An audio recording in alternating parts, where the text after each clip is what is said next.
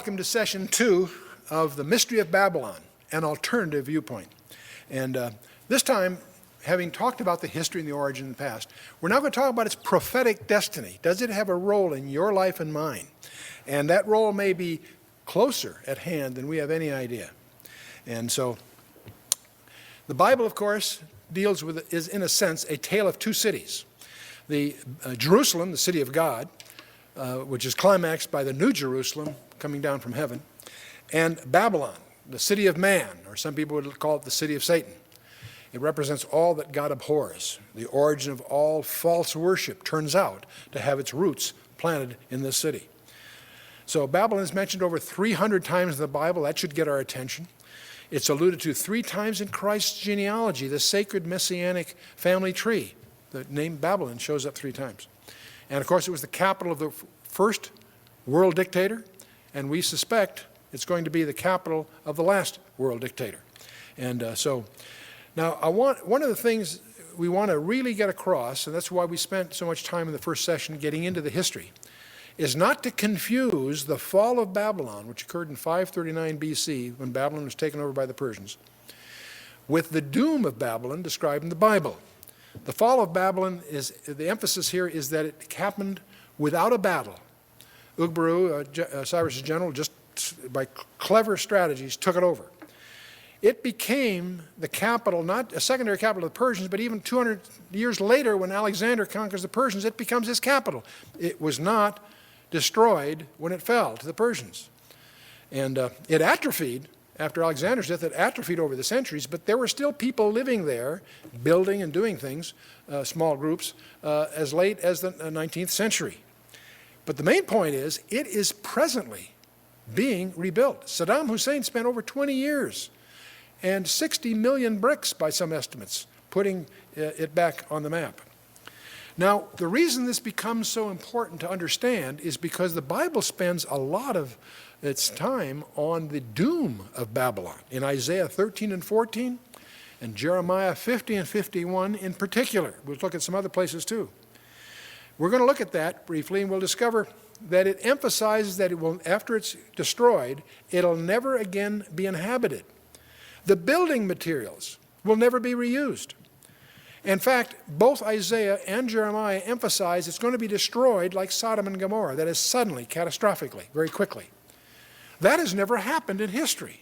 Nothing has happened that even comes close to that prognostication. So that means, to someone that takes the Bible seriously, Babylon has yet to rise to power again to receive the judgment that is decreed by God in His Word.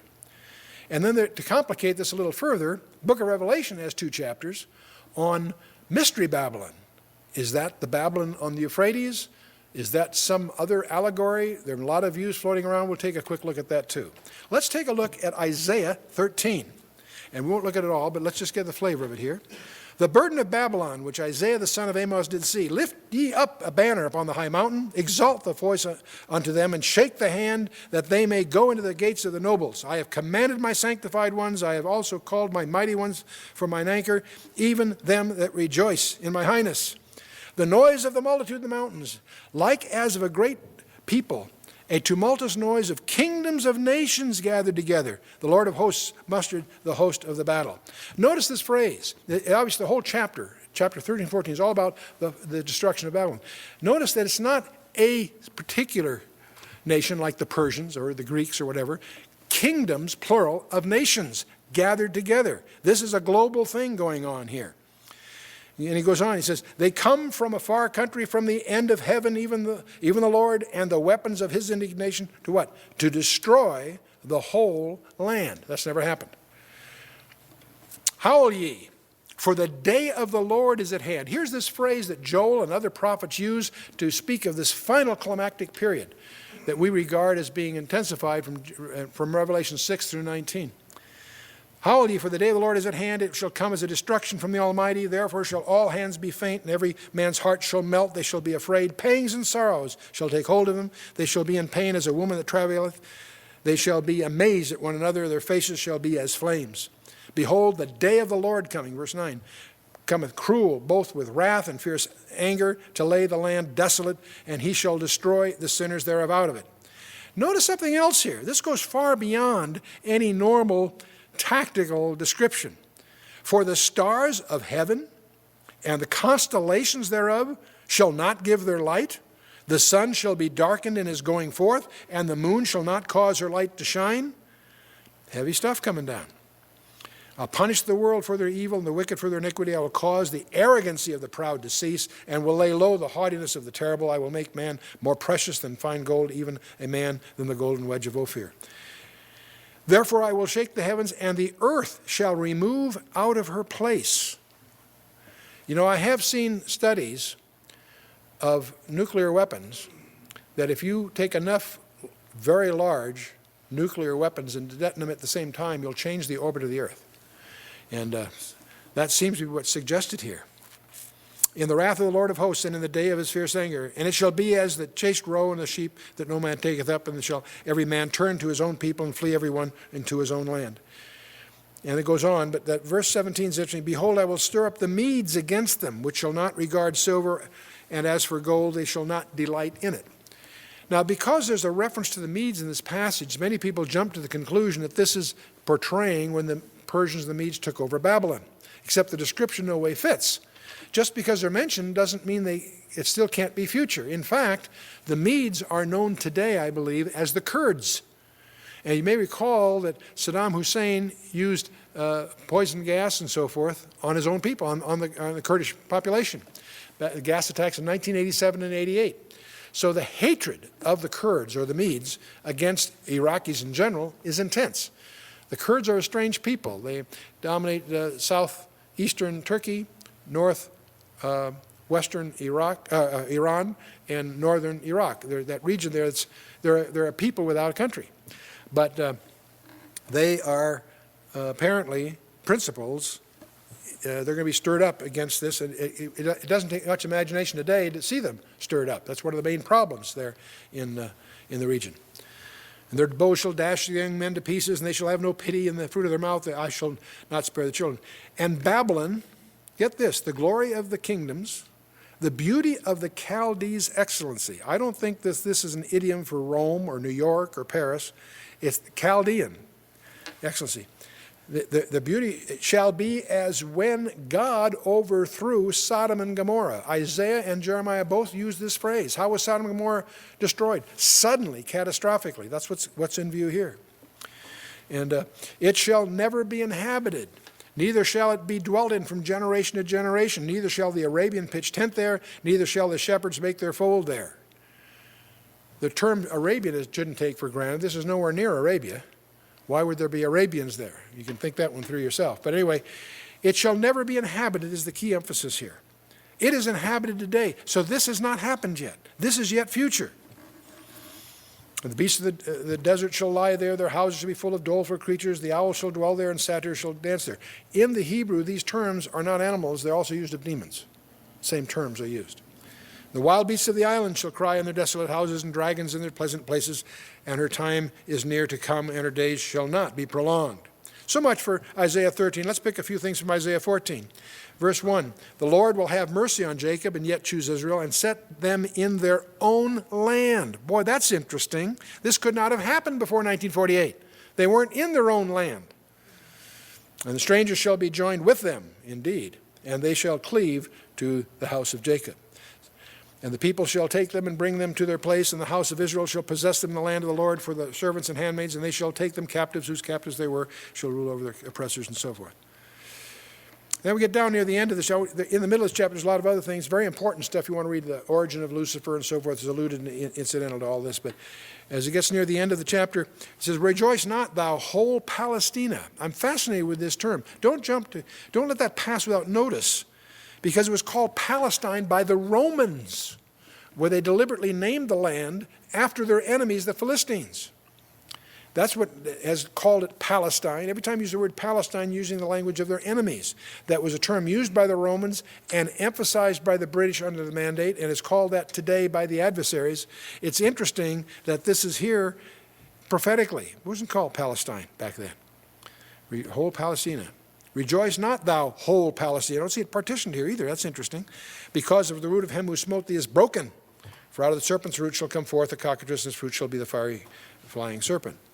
And so, howl ye, O gate, cry, O city, thou whole Palestina. There it is again.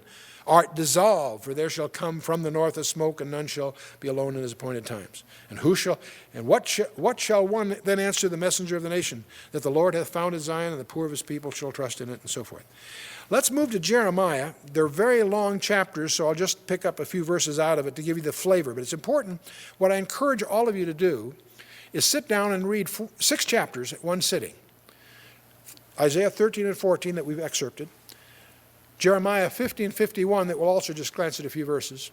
And Revelation 17 and 18. Read all 6 chapters at one sitting, because I want the language to be fresh in your mind. It's a very important exercise for you to go through. You'll see why in a minute. Jeremiah 50 opens up. The word of the Lord spake against Babylon and against the land of the Chaldeans. This is not Rome. It's not Paris. It's not New York or Hollywood or whatever. You hear all kinds of interesting conjectures. Babylon as a metaphor can be used all kinds of ways, but this is talking about Babylon, the land of Chaldeans. Declare ye among the nations and publish and set up a standard, publish and conceal it not. Say, Babylon is taken, Bel is confessor God, Bel is confounded, Merodach is broken in pieces. Her idols are confounded, her images are broken in pieces. Now, skip down, it says, in those days, and at that time, saith the Lord, the children of Israel shall come, they and the children of Judah together, going and weeping. They shall go and seek the Lord their God. That's kind of interesting. We got Israel and Judah, north and south kingdoms. There's no lost tribes, by the way. They seem to have found each other by the time you get here. I will raise and cause up against Babylon an assembly of great nations. See the plural again. From the north country, and they set themselves in array against her. From thence she shall be taken. Their arrows shall be as a mighty expert man. None shall return in vain. Now this is interesting. The word arrows there is the word ketz, which is an arrow, a dart, a javelin, or an engine of war. Shall be as of a mighty expert man. When you first read that, you assume that's talking about the archer, the guy shooting the arrows. No, that's not what it's saying. They shall be as of a mighty expert. The arrow, it's the comment, the clause is about the arrows. What are the arrows? They're as of a mighty expert man. The word is shakal. Shakal, it means wise or prudent, circumspect, with insight. The insight, the circumspection, the insight is not the guy shooting the arrow, it's in the arrow. That's astonishing to recognize. We're talking about smart weapons here. Guided missiles, smart bombs. In case you missed that, the next phrase explains the result. None shall return in vain. These are smart weapons that can't miss. Now, if you had read this, say a decade ago or 2 decades ago, whatever, you could easily miss that. Today, if you remember the vivid footage of the precision weapons that were used in Operation Iraqi Freedom, this really comes home to roost. The precision of weapons today is astonishing even to professional military. It's amazing what they can pick the window that the thing goes through. And skipping down to verse 13, because of the wrath of the Lord it shall not be inhabited, but it shall be wholly desolate. See, again, this destruction is going to leave it uninhabitable. Not only does it kill everybody, people can't live there later. Think about that. Everyone that goeth by Babylon shall be astonished and hiss at her plagues. And it goes on. We'll try to it's a long chapter, so I'll just excerpt a few things here. In those days and at that time, saith the Lord, the iniquity of Israel shall be sought for, and there shall be none. For the sins of Judah, and they shall not be found, for I will pardon them whom I reserve. Wow. Israel's in the land and forgiven. Think about that. That's wild. And again, it emphasizes that the work of the Lord of hosts in the land of the Chaldeans in verse 25. See, again, this is in the plain of Shinar. This is in the Chaldeans. And in verse 39-40, it shall be no more inhabited forever, neither shall it be dwelt in from generation to generation. And here Jeremiah uses the same phrase again, as God overthrew Sodom and Gomorrah and the neighboring cities thereof, and so forth. So shall no man abide there, neither shall any son of man dwell therein. And behold, a people shall come from the north, and a great nation, and many kings shall be raised up from the coasts of the earth. So this is global in its scope, clearly. Chapter 51, we won't just take a few from this one. In verse 5, for Israel hath not been forsaken, nor Judah of his God or of the Lord of hosts, though their land was filled with sin against the Holy One of Israel. Interesting. Israel's forgiven on the one hand, but the land was filled with sin against who? The Holy One of Israel. Who could that possibly be? Yeah. And so, but there's some other phrases Jeremiah also indulges in. Verse 7, he says, Babylon hath been a golden cup in the Lord's hand that made all the earth drunken. The nations have drunken of her wine, therefore the nations are mad. This idea of the nations being drunk is picked up in the book of Revelation. I want you to look at that right in front. Babylon is suddenly fallen and destroyed. And of course that chapter, verse 17, 18, Revelation, fallen, and so forth. And so, I will render unto Babylon and to all the inhabitants of Chaldea all their evil that they have done in Zion in your sight, saith the Lord.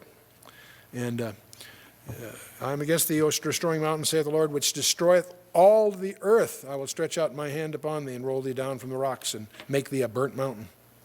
And they shall not take of thee a stone for a corner, nor a stone for fountains, but thou shalt be desolate forever, saith the Lord.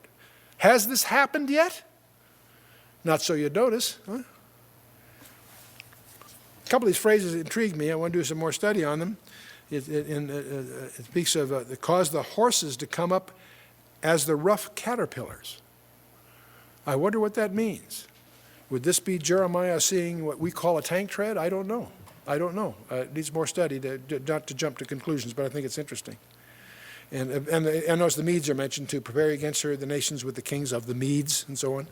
They're also alluded to here. And the land shall tremble in sorrow. Every purpose of the Lord shall be performed against Babylon, to make the land of Babylon a desolation without an inhabitant. That's certainly not true today. And the daughter of Babylon is like a thrashing floor. In the scripture, often the word thrashing floor is used idiomatically of the tribulation. And we're always reminded of Ruth. At the thrashing floor scene, she's at the feet of Boaz. That's kind of fun. And so you can run with that if you like. Babylon shall become heaps, a dwelling place for dragons, an astonishment, and a hissing without an inhabitant. Whew. On it goes. How Shishak, by the way, is an Atbash translation of Babylon, by the way. But how is Shishak taken? How is the praise of the whole earth surprised? How has Babylon become an astonishment among the nations? From the context, many scholars recognize Shishak as an idiom for Babylon. They say it must have been a suburb or something. No, the ones that have done that haven't read the Talmud. Talmud explains this was Atbash of Babylon. If you transpose it according to Atbash, that's what you get. Anyway, but again, we're dealing with a very literal Babylon. Oh, and the sea has come up to Babylon. That's an interesting thing. Covered with the multitude of the waves thereof. That's a mystery unless you understand the possibilities of what may happen. Her cities are desolation, a dry land, a wilderness, a land wherein no man dwelleth. That's not true today. And so on. The doom of Babylon. The fall of Babylon without a battle became a capital over the centuries later, atrophies. It's presently being rebuilt. The destruction of Babylon, we reviewed, is never to be inhabited. Building materials never reused, like Sodom and Gomorrah.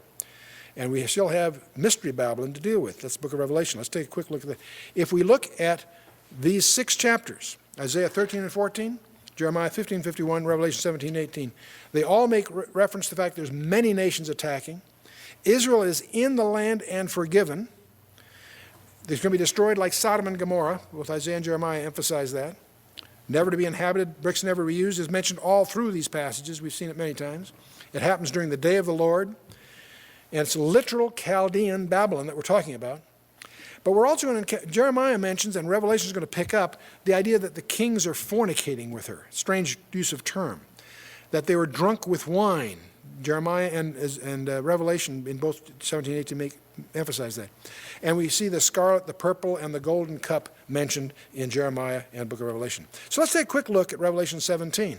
There came up one of the 7 angels who had 7 vials and talked with me, saying unto me, Come hither, and I will show unto thee the judgment of the great whore that sitteth upon many waters. Here Babylon is portrayed in a feminine term as a prostitute, with whom the kings of the earth have committed fornication. Strange idioms to our ears, but that's the term that's used all through the Old Testament. And the inhabitants of the earth have been made drunk with the wine of her fornication. Wow. And he carried me away in the spirit into the wilderness, and I saw a woman sit upon a scarlet-colored beast full of names of blasphemy, having 7 heads and 10 horns. Now, interesting, notice that the woman is not the beast. One of the things that Dave Hunt used as his title for his milestone study, called A Woman Rides the Beast, his study of these very passages. But don't confuse the woman, which is this idolatrous religious system that is going to take advantage and ride the beast. The beast will turn upon her before it's all over. The woman is arrayed in purple and scarlet color, decked with gold and precious stones and pearls, and having a golden cup in her hand. That's right out of Jeremiah 51. Full of the abominations and filthiness of her fornication. Whew.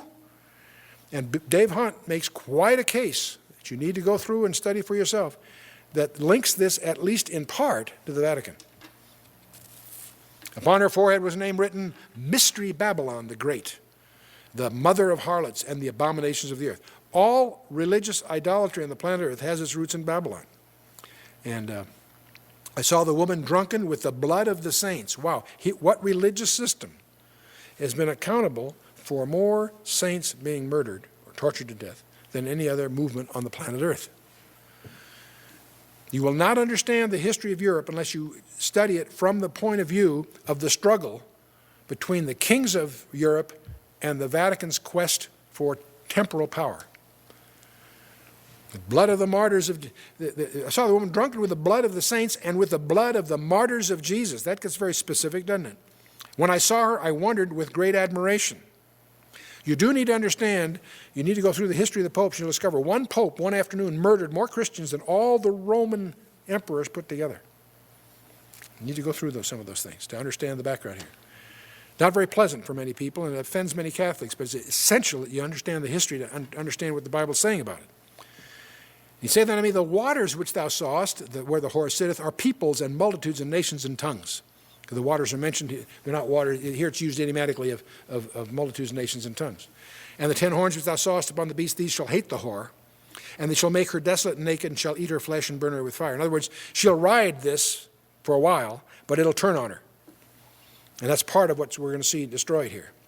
That's chapter, a little more, 17. For God hath put in their hearts to fulfill his will and to agree and to give their kingdom unto the beast until the words of God shall be fulfilled. And the woman which thou sawest is that great city which reigneth over the kings of the earth. Present tense by John writing this. What city ruled over the kings of the earth when he wrote this? Rome. Rome. Let's go to Revelation 17. The summary of 17. Notice the prostitute's not the beast, but rides the beast. The reference to the cup is again a link to Jeremiah. And the mystery of Babylon is a term used, it's not just literal Babylon, it's the mystery of Babylon is this false religious system that's been identified with the city of Rome from the early centuries of the Christian era until today. But actually goes far deeper than that, which we'll touch on in a minute here. Let's go to chapter 18 and look at, it's a slightly different complexion here.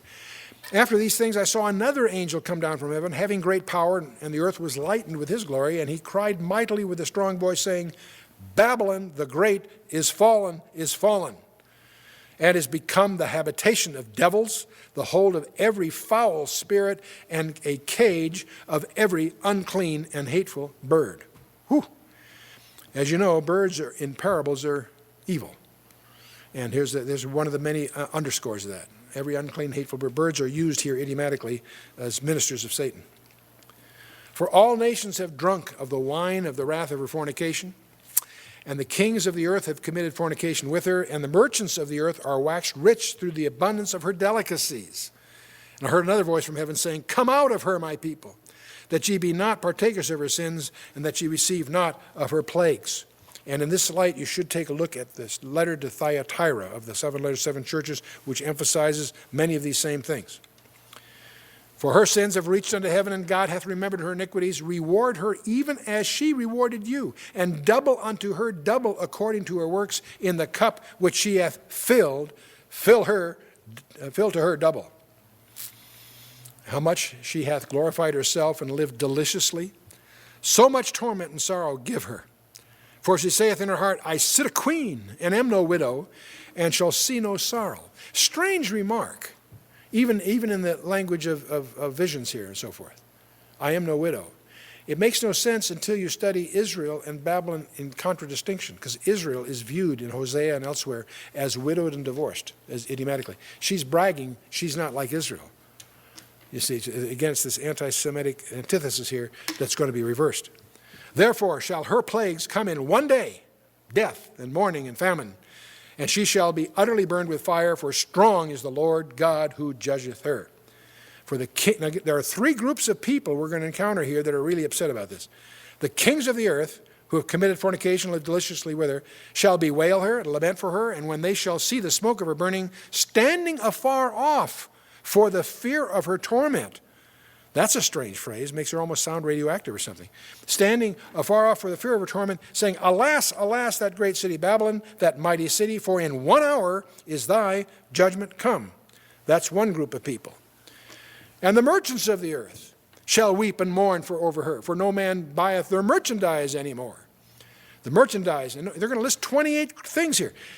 Merchandise of gold, silver, precious stones, and of pearls, and of fine linen, and purple, and silk, and scarlet, and fine wood, and all the manner of vessels of ivory, and all manner of vessels of most precious wood, and brass, and iron, and marble, and cinnamon, and odors, and ointments, and frankincense, and wine, and oil, and fine flour, and wheat, and beasts, and sheep, and horses, and chariots, and slaves, and souls of men.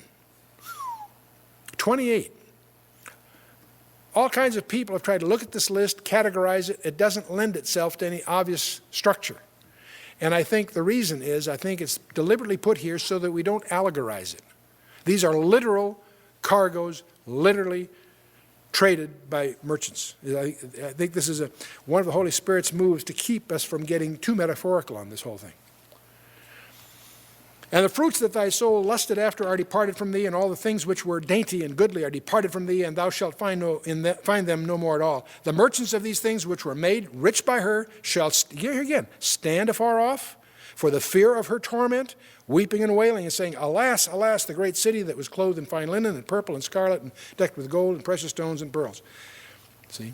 For in 1 hour so great riches has come to naught, and every shipmaster and all the company and ships and sailors and many as trade by sea stood afar off and cried when they saw the smoke of her burning, saying, What city is like unto this great city? Interesting, these three groups of kings, merchants, and those that trade by sea all stand afar off, shocked, upset by the quickness of this destruction. And they cast dust upon their heads and cried, weeping and wailing, saying, Alas, alas, that great city wherein were made rich all that had ships in the sea by reason of her costliness. For in 1 hour she is made desolate. Rejoice over her, thou heaven, and ye holy apostles and prophets, for God hath avenged you on her. Who's getting avenged here? The holy apostles and prophets. Wow. And a mighty angel took up a stone like a great millstone and cast it in the sea, saying, Thus with violence shall the great city of Babylon be thrown down, and shall be found no more at all. The voice of the harpers, musicians, and pipers, and trumpeters shall be shall be heard no more at all in thee. No craftsman of whatsoever craft he be shall be found any more in thee, and the sound of the millstone shall be heard no more in thee. And the light of a candle shall shine no more at all in thee. And here's an issue. And the voice of the bridegroom and the bride shall be heard no more at all in thee. What an interesting addition. For thy merchants were of great men of the earth, for by sorceries were all nations deceived, and in her was found the blood of prophets and of saints and of all that were slain upon the earth. And remember, the word sorcery in the Greek is pharmakia.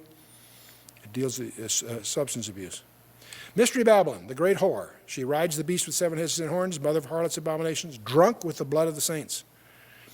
And that's 17. 18 describes Babylon the Great as a city where the king's merchants and those that trade, the three groups of people. Now, it's interesting, mother of harlots, I won't get into a whole long discussion on this one, but all occultic practices originate in Babylon. We could spend a week's worth of studies listing all these things. It's astonishing what you can concatenate that had its origins in Babylon. And the same stories that started in Babylon that get translated into all the myths of all the subsequent empires are echoes of the same narrative. Tammuz, who's the son of Nimrod, and his queen, Semiramis, was identified with the Babylonian sun god. And they worshipped the sun god at the winter solstice. As you know, roughly December 22nd on our calendar, the days get shortest, and they viewed that as ceremonially as a son dying and being reborn. And the way they celebrated Tammuz, they took that night a Yule log. The word in Chaldean for infant is Yule, and they'd burn it in the fireplace. He dies. And then the next morning he'd be replaced with a trimmed tree because he's resurrected. That whole idea was always done about the winter solstice.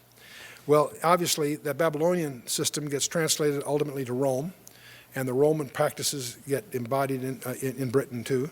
And many of our Christmas traditions are from, well, let me back up. When Constantine takes over the world, he's got a problem. He's got Christians that were slaves but now represent more than 50% of the population, apparently, a large constituency. He has 3 different groups of sun worshipers under his reign. He's trying to unify his empire.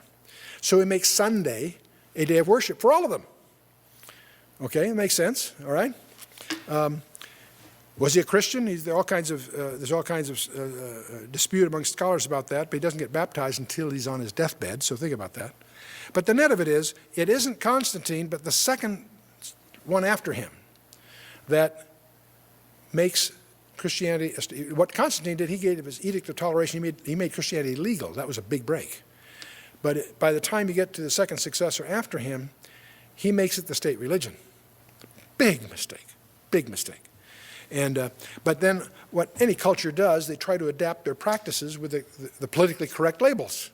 So Saturnalia, this big blast they had around the Tammuz legend, they now make Christmas. And the mistletoe, the wassail bowl, all these things that we associate with Christmas really have their roots in Babylon. If you really want to get on a guilt trip, you need to read Jeremiah chapter 10 when your friends are decorating a Christmas tree. Because it deals, of course, not with the Christmas tree. It's dealing with the worship of trees. But anyway, it's kind of fun to read that at Christmas time. It gets all your friends upset. But we could go on and on about all the things in our culture that have their roots in Babylon. Perhaps one of the most important to understand is the zodiac. The zodiac before Babylon was very different. You have to learn about it by learning the names of the stars in the Hebrew or if you can't find that, in the Arabic. And it lays out the plan of God, from the virgin birth to the line of the tribe of Judah. But in Babylon, it gets corrupted with Babylonian labels, and most of what we know with our labels and the mythology that surrounds the zodiac, as we know it, comes out of Babylon. It had a different version earlier. Babylonian worship of Ishtar, the golden egg of Astarte, the fertility rites of spring, give us Easter and all that. Have you ever wondered why we have around Easter rabbits that lay eggs? Rabbits don't lay eggs. How did rabbits get mixed up with eggs? Well, it's a commingling of different legends. Rabbits are, because of their multiplication, a symbol of new life. The egg is a symbol of, so these get commingled and become the pagan legends that still occupy our culture. But see, the point is, this whole system out of Babylon gets transplanted. The priests always follow the money. And when Babylon's conquered by the subsequent empires, their entire religious system is transplanted to Pergamus under the Persians and Rome under the Romans. And as Christianity gets established as the state religion of Rome, these traditions and practices become adapted, if you will, into the Christian practices.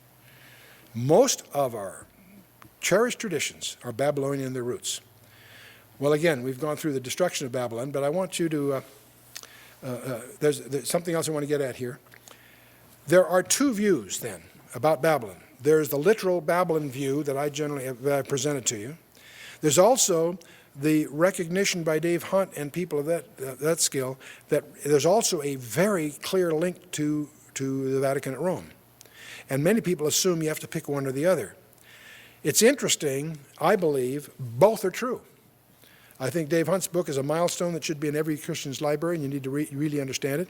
I also obviously hold to this literal Babylon view. How do you reconcile? Zechariah 5, I think, gives us the key to unlock this riddle. In Zechariah chapter 5, verse 5, Zechariah sees a strange vision. It says, "Then the angel that talked with me went forth and said unto me, Lift up now thine eyes and see what is this that goeth forth." In the Bible, if you've read your Old Testament a lot, you'll notice every once in a while you get the strange phrase, "Lift up now your eyes." It's a key word, it's a trigger word of something really important. You'll always notice that what follows is usually a key milestone. Lift up thine eyes and see what this is that goeth forth. And I said, what is it? He said, this is an ephah that goeth forth. Now, an ephah is a strange word in our vocabulary, perhaps, but if you visualize it like a large jar about the size of an oil drum, about a full bushel, that was the standard commercial volumetric measure. We think of a bushel of wheat, they would think of an ephah of wheat. It's an ephah that goeth forth. He said, moreover, this is the resemblance through all the earth. Remember, this is a vision now he's seeing. And behold, there was lifted up a talent of lead. Now, a talent, in the parlance here, is a unit of weight. It's the standard commercial unit of weight. It's about 97 pounds. Call it 100 pounds to get a feeling for it. There's a lift of a talent of lead. This is the woman that sitteth in the midst of the ephah. So you get the strange picture here. This big jar, there's a woman in it, and this lead lid is going to seal her in there. Weird. Don't try this at home. He said, this is, and by the way, the woman is labeled here for you. And he said, this is wickedness. And he cast it into the midst of the woman, into the midst of the ephah, and he cast the weight of the lead on the mouth thereof. So she's sealed. Women representing wickedness is sealed in this ephah. Not finished. Then lifted up mine eyes and looked, and behold, there came out two women, and the wind was in their wings, for they had wings like the wings of a stork. And they lifted up the ephah between the earth and the heaven. Remember, this is a vision. Now, you also have to look at this through Jewish eyes. A stork is an unclean bird. So this whole thing has a sinister complexion. And they carry this thing up in the middle of the earth. Then said I to the angel that talked with me, whither do these bear the ephah? And the angel explains, and he said to me, to build it a house in the land of Shinar, and it shall be established and set there upon her own base. Now the word Shinar, or Shinar, however you want to pronounce it, is used in the Old Testament 7 times. Each time it's used in effect as a synonym of Babylon. If Babylon is a city, Shinar is the county. Babylon is on the plain of Shinar. So when it says on the land of Shinar, that's Babylon again. To build it a house in the land of Shinar, it shall be established and set there upon her own base. This apparently was her original base. She's away from there. She is going to be gathered, sealed in this thing, and brought back to where it all started. I believe, my conjecture, that she represents the whore that's in Revelation 17, and that power system is going to return back to where it started to receive the judgment that God has decreed. I think that's what Zechariah is saying. There's no further explanation. That's it. You're left to your own business.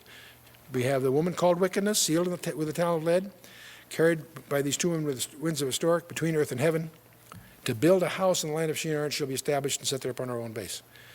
Now, it's interesting, the book of Revelation has two women in contradistinction. There's Israel and the woman that rides the beast.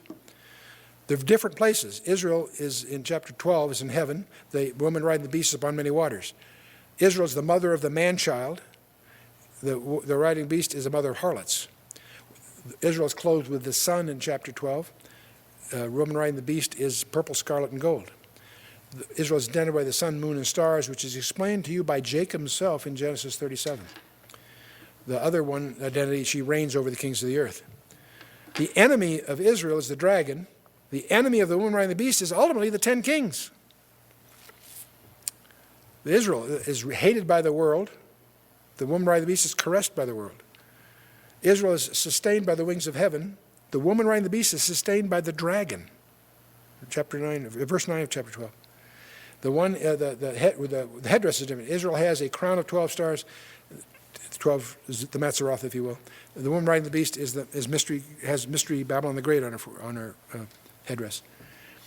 Israel is widowed and divorced. The woman riding the beast brags she's not a widow.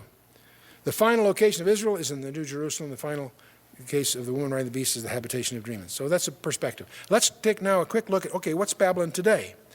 This is a picture of Babylon. In the right 2/3 of the picture is the ruins of Babylon that have been rebuilt. We'll look at that in a minute. This is a good picture because it gives you a synthetic mound that has been built slightly to the west that Saddam Hussein has had built and put his elaborate palace overlooking the ruins of Babylon. And so this is a picture from a satellite. It is about 55 miles south of Baghdad. We'll take a look. There's that mound, Saddam Hussein's palace. There's the ruins of the original Tower of Babel. Let's zero in on this mound and its associated ruins that we just looked at from a distance. Here is the mound, and there's the processional way that we saw originally. That's been found and excavated. And we'll zero in on this whole area a little closer. There is the Palace of Nebuchadnezzar, parts of it that have been rebuilt. There's the processional way. There's the museum across the road. There we go. There is a aerial photograph taken from a marine gunship of Babylon. That was Hussein's palace. There's Babylon itself. There's shots of the ruins as we go around them. Obviously incomplete, but still, well, good start. There are some of the unrestored ruins. There is the give you a feeling for the building. Notice the bricks there. We have one of those bricks up here on the podium. The old bricks have built by Nebuchadnezzar and so forth. The ones that there's one of the new ones that Saddam Hussein has had his name as the successor, having built it. There's some shots to give you a feeling of the ruins of the present Babylon if you were there today. There's the ship going around the palace. So Saddam had many of these elaborate palaces around the area. You can see all the military vehicles around there too. The whole place is sealed off, of course, for there's some people getting a tour of the ruins themselves.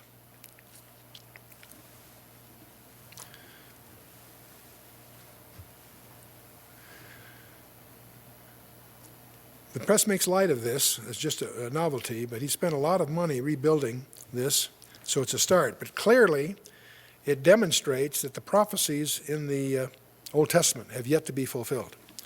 So this city, this fabled city of the past, is going to be a major, major city in the future. And we're going to see it more and more in the news as we go on, as there's parts of it still to be excavated and rebuilt. And very, very impressive place. Okay, well, where is it going? Well, it's the most important city in Iraq, I suggest. The Shiites would like to make it their capital. They're agitating for that. My friend Tim LaHaye tells me that there's at least talk that the United Nations may move there. Now, it may surprise you to know that the United Nations is anxious to leave New York because they're too crowded. They've got to grow. There's no room. They don't like being under the jurisdiction of the U.S. So the UN has their reasons for desiring a move. The New Yorkers, there are many powers in New York that would like them to get out of there. Where would they move? They would not go to London or Paris or Berlin or something like that, of course, for lots of obvious reasons. But there is at least talk of moving to Babylon, which, if they should do that, would be, of course, extremely provocative. Will it be the capital of what I'll call Nimrod II, the Antichrist, when he surfaces, the final world dictator? I believe he will be. I think there's verses in Micah 5 and Isaiah 10 and elsewhere in that direction. But there's something else to watch that impacts all of this, gives us a clue, and that's Turkey. Where's Turkey going? There's another major signpost for you and I on the near horizon. And Turkey is trying to enter the European Union, has changed their alphabet, their language, spent 70 years changing their whole culture in the hopes of becoming part of the West. But they're now discovering that they're really not welcome. It's coming to a head this year. And one of the things that we wonder, when I was at the Air War College recently as an invited civilian participant in the National Security Forum, I had an opportunity to talk to some of the Turkish three-stars. And they're optimistic that they're going to ultimately be able to get into the European Union. When we were on Crete and on our Malta cruise and so on, we had a chance to get a feeling for how Turkey is handling the issue of Cyprus. And they're doing some things that are really being applauded by Europe, doing the right thing. So there are some that are optimistic about them joining. I have to say, I've in the past held skepticism that they'll join, but we'll see. Because if Turkey does not join the EU, if they're going to be spurned by the Europeans, that will cause them to shift their destiny to the east. Right now, Turkey is really run by the generals. They have 16 military assistance pacts with Israel, where they trade bases, which gives Israel de facto control of the northern border of Syria. But if Turkey shifts to see their future with the Muslim East, that may change that whole picture. In fact, it may set the stage for what we call the Magog invasion of Ezekiel 38 and 39. And could this whole thing be setting the stage for that? Possibly. Or the other alternative, suppose Turkey is admitted to the European Union. We'll know this year, I believe. Does that signal maybe a whole strategy? Europe's adding 10 countries, and they're going to be, and 2 more in 2007. Let's take a look at that. The dark blue on the screen as it existed before May 1st of 2004. A few days ago, they added 10 countries. The Balkans, Estonia, Latvia, and Lithuania, that used to associate with the USSR. Then Central Europe, Poland, Czech Republic, Slovakia, and Hungary, and Slovenia. Scheduled for 2007 are Romania and Bulgaria. So that all seems pretty well underway, but the real enigma is, what about Turkey? Turkey hopes to join. There are people that doubt it for a number of reasons. Turkey is a key between Europe and Asia. How it goes may trigger what the real manifest destiny is that's going to be emerging here. Now, there are several factors that are impacting all of this. The Europeans' deferral, this has been going on since 1987, off and on. And that's been very discouraging to the Turkish population. So that may open up the Turkic world of Central Asia, because Central Asia, meanwhile, is also mushrooming as independence. But the rise of Islamic fundamentalism in Turkey is a concern. Right now in Europe, there are somewhere between 13 and 15 million Muslims. But if Turkey joins the EU, they'll bring in 63 million more out of their population of 65 million. So it's that may be a cloud. We'll see. But the reason we watch this, we're going to watch this for several reasons. In terms of prophetic role, it's possible that Ezekiel 38 and 39 is on the near horizon. We know from Ezekiel 38 and 39 there's going to be an attempted invasion, armed and led by Russia, but that will involve a list of allies, all of which are in place except Turkey. Meshech and Tubal are cities in ancient Anatolia from which Turkey has emerged.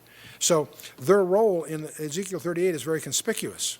But they're presently pro-West, but we can easily anticipate maybe a refocusing towards the Islamic to get this whole area called the Magog invasion underway.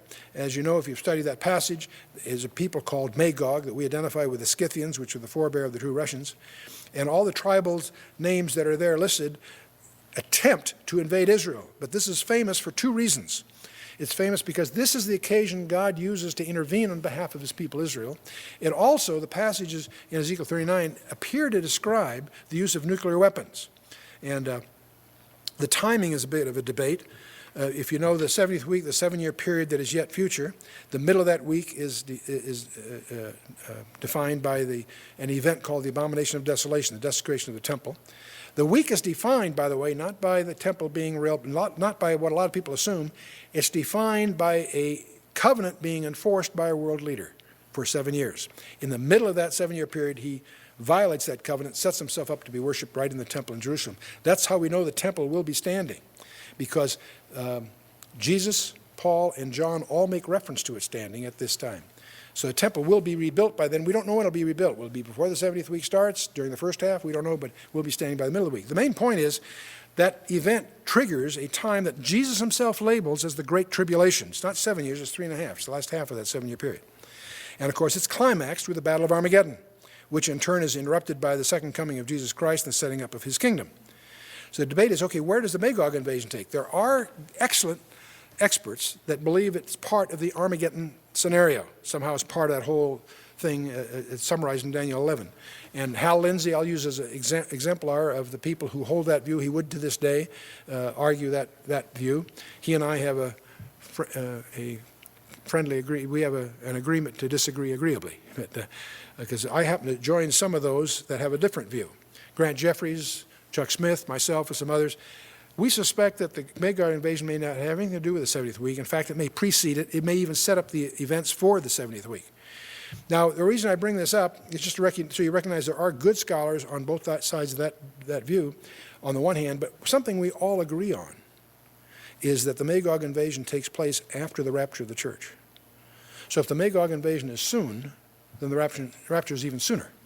Or the way it's often characterized is that if you're driving down the streets of your hometown and all the stores are starting to decorate for Christmas, you know that Thanksgiving's not far away. See, so it's a good analogy, I think. In any case, this is the occasion that God intervenes on behalf of his people Israel. and it appears to describe nuclear weapons. Why do I say nuclear weapons? Well, because the leftover weapons will supply all the energy needs of Israel for 7 years. Professionals are hired to clear the battlefield afterwards. The only place in the Bible I know where there's a cleanup passage. There's a lot of battles, both prophetic and historical. Nowhere they generally deal with the cleanup. This one emphasizes it. Professionals are hired to clear the battlefield. They wait 7 months before entering, and then they take 7 months to clean it. And what they find, they bury downwind, east of the Dead Sea. In fact, it goes on to say if somebody goes through there and sees something the professionals have missed, he doesn't touch it. He marks the location, lets the professionals come and deal with it. And you guys that have been briefed on nuclear, biological, and chemical warfare know the drill. Very similar, very familiar stuff to all of us. So anyway, we think 38 and 39 does seem to be on our near horizon. All the allies are in position except one, that's Turkey. That's why you want to watch what's the destiny of Turkey, for a couple of reasons. This is one of them. And we don't know the placement. That's another debate you can study on your own. But it's interesting, the Intelligence Digest, which has scooped the CIA twice in history, for over 60 years, been one of the most reliable sources of corporate intelligence, since been acquired by Janes, the prominent publisher in Britain, military publisher. The Intelligence Digest has gone on record. They believe the Kremlin has made the decision to make the invasion when they can set up the positioning for it. So that's interesting. Well, when's Turkey? It's another signpost. Will Turkey set the stage for the Magog invasion as a prelude to the final chapters? Maybe. Or will it trigger a strategic extension of Europe's ambitions in the Middle East? If Turkey does enter, the next acquisition would be Assyria, what we call Syria and Iraq. Now, that's not on the near-term horizon. In our view, watch and see what happens to Turkey and then watch your papers. If that does happen, you heard it here first. Okay, if this all is going on, what about the European Union? If Turkey does get admitted to the European Union, does that imply that their horizon will ultimately include Syria? Or will the Magog disaster, if it happens, leave a power vacuum for an emergent leader to come on the world stage? How would a preemptive nuclear strike in the Middle East impact this horizon? Saudi Arabia now has 120 CSS-2s, each with 3 nuclear warheads, operational. Can Israel sit by and leave them in place? They've always in the past preemptively taken out that kind of a threat. And there's talk that they will before the end of the year. We don't know, we'll see. But they've also, Israel's indicated, if they do take it out, they'll include Mecca and Damascus in their targeting. Now, there's an interesting passage in Ezekiel 39, verse 6 we want to pay attention to. God sends fire upon Magog. He wipes out this invasion. But he says, I will send fire on Magog and among them that dwell carelessly in the isles, and they shall know that I am the Lord. Strange phrase, and among them that dwell carelessly in the isles. We have no idea who that is. The word isle or iya can be coastlands or remote. It's a remote, every place else it's used, it's a very remote island, pleasant place kind of thing. There are some people who conjecture on this that maybe it's our missiles that are used by God to put the hailstones of fire on Magog and his allies. And maybe the United States will get hits in return. Is it possible that a nuclear exchange could wipe out the U.S. in terms of its military dominance at the moment? And could it also maybe wipe out Islam?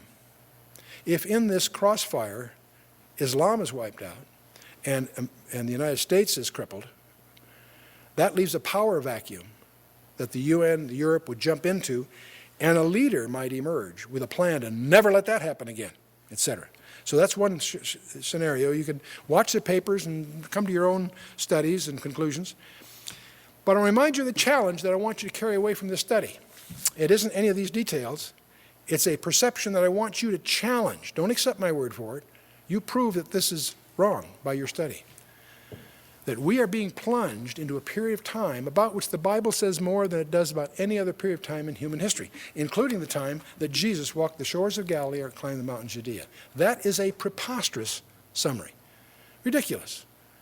And yet, to challenge that, you've got to do 2 things. You've got to find out what the Bible really says about these days. That's not hard to do. It takes a little study. Find out what the Bible says, not what Chuck Missler or whoever your favorite commentators are. Find out yourself what the Bible says. The second thing you've got to do used to be difficult. It's not today, not with internet and the resources that are now available. Find out what's going on. You won't on the 10 o'clock news. The more you know about your Bible and the more you know about what's really going on the world scene, the more you'll get the sense that the stage is being set for the final climax of human history in our lifetimes, in the near term. Encourage you to check it out. It affects our priorities. It also creates a sense of urgency to accomplish what God is calling you to do. God has a purpose in your life, and the great adventure is to discover what it is. But all of these things that are going on around us should be galvanizing us into a set of priorities that affects everything we do. Everything should be impacted. Not by your church, not by religion, by the person of Jesus Christ, your relationship with him. Find out who he is and find out what his plan is for you. That's the challenge. God bless you.